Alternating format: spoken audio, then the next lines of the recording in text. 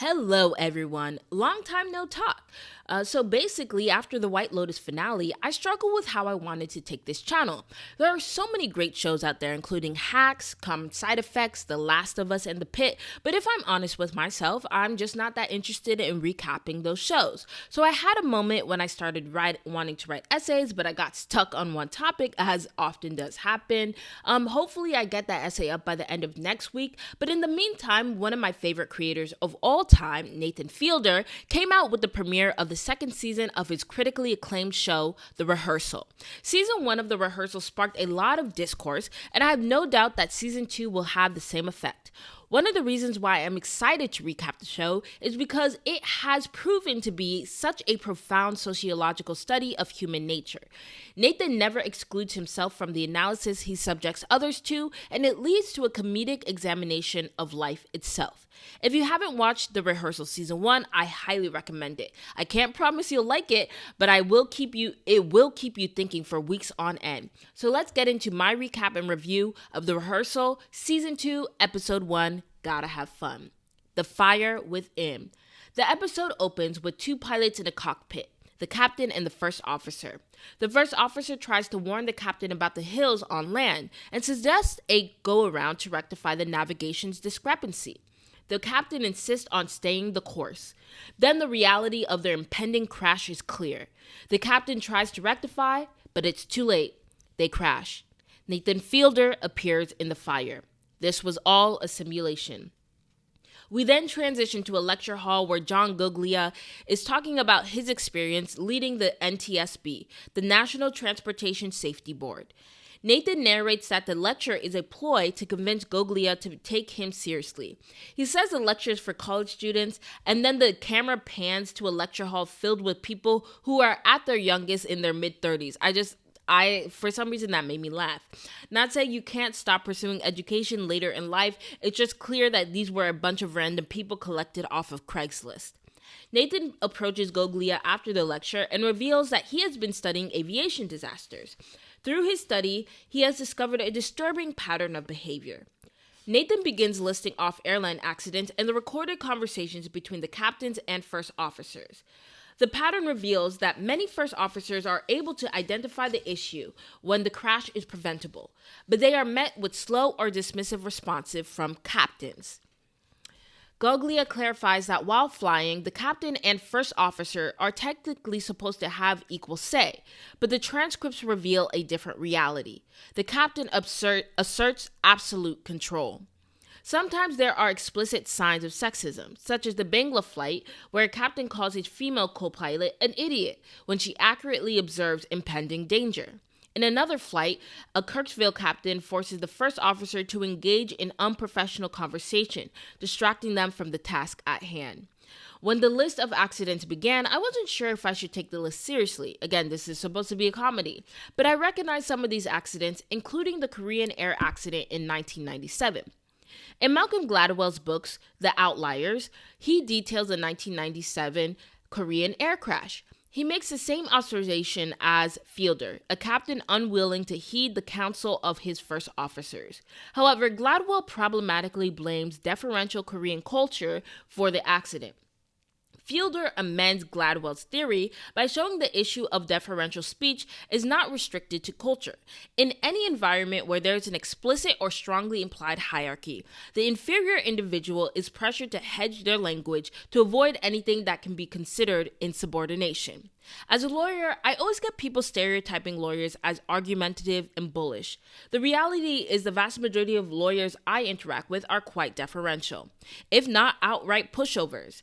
This is because the legal field is extremely hierarchical, with juniors and mid-level associates beholden to the whims of their superiors. The lawyers that tend to get the spotlight are lawyers who have quote-unquote paid their dues, and therefore have earned the right to be bullish. So the most powerful lawyers define the industry, while the vast majority of the legal industry is made of aides who do just exactly what they're told to do by the most powerful lawyers. Anyway, back to The Rehearsal, Nathan connects Guglia's role-play suggestions to his own experience as a role-playing connoisseur. In a voiceover, Nathan contends with the reality that the money has been given from HBO is intended to make a comedy show, not to prevent fatal plane crashes. Nathan transitions to a scene in a park with a clown screaming for help. People gather around the clown to gawk and laugh until they realize that his injury is serious. Of course, the entire scene is staged. Nathan comments on how, as a comedian, especially a comedian who takes real people and makes them comedic, he has a deficit of credibility in addressing serious matters. The show speaks about how the boxes people are placed into based on what they do.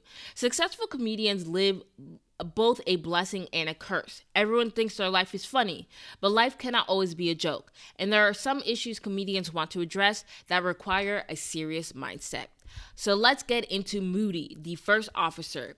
Nathan's next idea is to shadow a first officer who works with a regional subsidiary of United Airlines, Moody.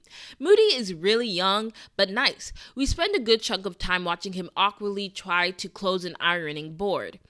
Moody lives in California with his parents. Again, I see nothing wrong with this. As a pilot, he'd probably waste a lot of money renting for a place he couldn't occupy for most of the year. At Moody's home, we learn that he considers Batman his hero and that he has a girlfriend. He's just really middle of the lane young American guy who has a career ahead of him. And it looks like his life is going to go pretty well. On an impromptu call with his girlfriend, Moody is very awkward. It's clear that there isn't the expected level of comfort between him and his girlfriend. There's no compatibility, despite being together for 2 years. But because they live several hours apart, they only see each other once every couple months. Through a series of basic questions, Nathan reveals that Moody is afraid of telling his girlfriend his basic needs and desires from the relationship. Moody already anticipates that his girlfriend will meet somebody new and abandon him. Nathan, and quite frankly me, thought all the insecurities Moody displayed were internal and couldn't possibly be the reality for this woman Moody has been dating for 2 years, because Moody does a really horrible job at providing any evidence as to why his girlfriend would treat him that way. So this is just my little analysis, but Moody's entire perspective of the relationship comes from this idea of scarcity. Nathan notes that Moody is acting like he has to cede all control of the relationship to his girlfriend. Basically, Moody made the assessment that because he sees himself as the conventionally less attractive partner, he has to allow his girlfriend to navigate the relationship. He has imposed a hierarchy onto the relationship where he uses deference language with his girlfriend to ensure that he doesn't quote unquote trigger her in any way. This is why he's so awkward with conversations with her.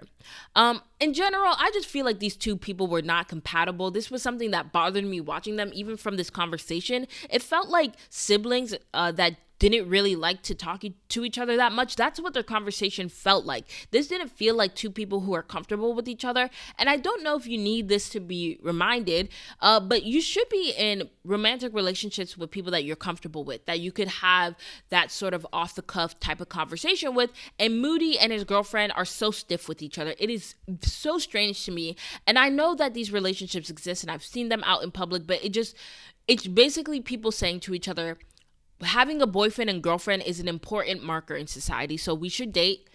And even though there is no chemistry between us, even though a marriage between us would be kind of tense, we got to make it work because that's how we're going to become fulfilled people in life. And that's not worth it, just in my opinion. Anyway, I just don't think this relationship was worth investing in. From this phone call on the bed, I already was like, I don't feel it. Something's off. But I was really surprised about what came later. Anyway, back to the show. Nathan follows Moody to Houston to see how Moody starts his relationship with his captain. While Nathan is unable to see the dynamic in the pilot's lounge, Nathan persists and tries to get a special access from United. And of course, United is predictably unresponsive. And so now we get to the simulation. Nathan then decides to replicate Moody's terminal in Los Angeles. He hires people trained in the Fiedler method, something that you should be familiar with because if you were like me, you're obsessed with the Rehearsal Season 1, to learn how to replicate characters for the airport role play. In the replicated space, Moody recreates his regular interactions in the terminal. It's revealed that Moody never talks to the captain, even if they share space in the pilot's lounge. The pilots only talk to each other once they're in the cockpit. Nathan confirms that pilots tend to want to be alone and are disengaged with those around them. Nathan then examines himself and realizes that he has the same dynamic with people he hires. He attempts to spark a conversation with one of his actors, but of course it's awkward when Nathan can't move past a question about where the actor is from. And I'll also note that it's also clear that the actor was only going to take cues from Nathan. He was not going to burden Nathan with further conversation than necessary, and not to mention that most of the actors probably who have come through the Fielder method know how Nathan Fielder works. And so I think a lot of people who probably work for him are really afraid, especially when the camera is on them, to say something that Nathan can then turn into a joke. And so I felt like that was also a weird tension. I wonder if Nathan is going to explore that this season, that a lot of the people he work with, especially if you're in front of the camera, he's kind of waiting for a gotcha. And that's where a lot of his most magical comedic moments come from. Nathan observes that he is not so different from the pilots he criticizes. We learn that the only required training on pilot assertiveness is a PowerPoint presentation that lacks emotional connections with the trainees. Nathan concludes that he needs to invest in Moody's relationship to unveil the truth that will get Moody to become more assertive. Moody's girlfriend joins Moody at the replica airport to discuss their relationship. Again, these two people are not meant to be. They are not compatible. That first hug they have was so awkward. Again, before they even had this conversation. These look like people who were friends in college and met 3 years later and decided to maybe try it again. I don't know. Another question I also had is is the reason why Moody's anxious is because he met her at Starbucks as well? So is this just a cycle that she goes through where she dates every 1 in 20 person that flirts with her at Starbucks? I don't know. This whole relationship is so strange, and I want more answers. And fortunately, in the society that we live in, one of these people is probably going to make a TikTok, and I'm going to need to watch it. Moody is unable to identify why he struggles with bringing up his anxieties to his girlfriend. The fear of ending the relationship altogether stands out to Nathan as it parallels with the fears first captains experience in the cockpit, in the sense that first captains tend not to speak up against their first officers, tend not to speak up against their captains because they are fearing that this could poorly represent on their job. And this, again, very true. If you become known as somebody who's a stickler for the rules, this can lead to people not wanting to work with you. Nathan talks to the girlfriend and confirms that she's comfortable with talking to Moody about her interactions with Starbucks customers. She reveals, and I don't think she's ever named, and at first I was like, why aren't they giving Moody's girlfriend a name? But now I'm like, think about how online is, the red pill rhetoric. Her life would be absolutely ruined if any of these people got a hold of her first and last name. So it's probably for the best that she was never named. But she hands out some of, she hangs out with some of her clients outside of work. And so, okay, I think at first she's talking about girls she connects with, but then she talks about getting free shoes, free pants, and free sweaters. Again, not too alarming until we find out that the gift giver is a man named Angel. Okay, and for some reason, I think this is because I was very young when I wasn't alive. Rent came out.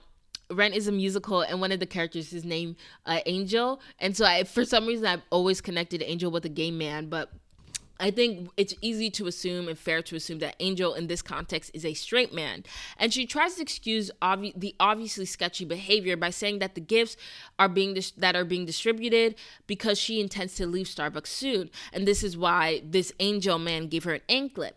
And this is no cheap costume jewelry anklet either. This is some pure gilded shit.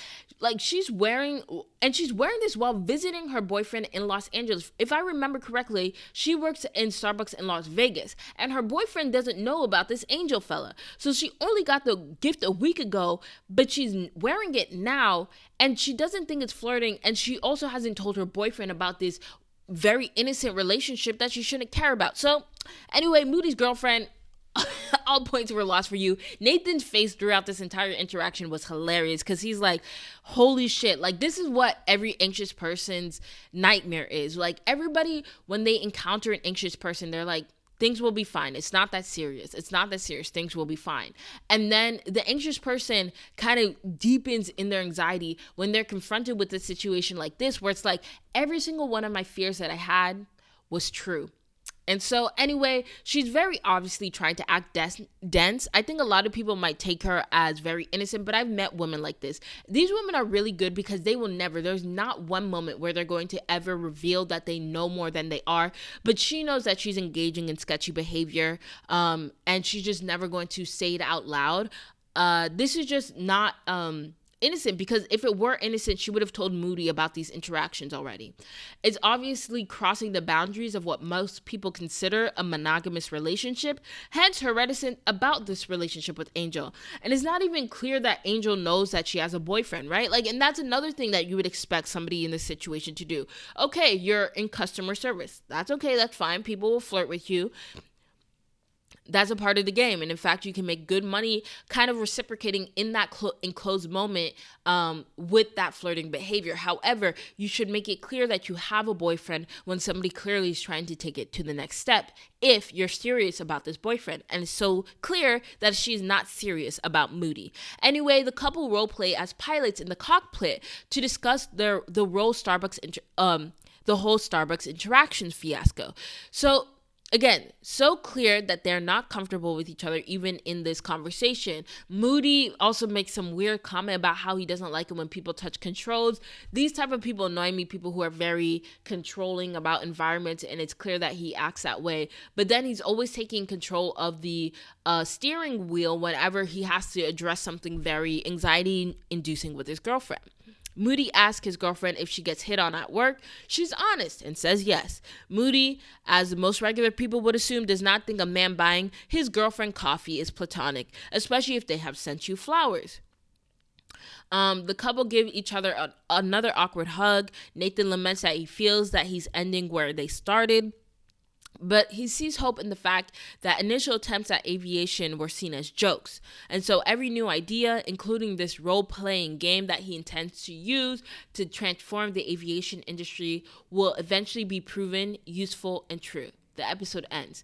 So I love this direction that the show's taking. I'm super excited what Nathan does with the premise of unspoken hierarchical dynamics and how they affect how we speak and interact with each other.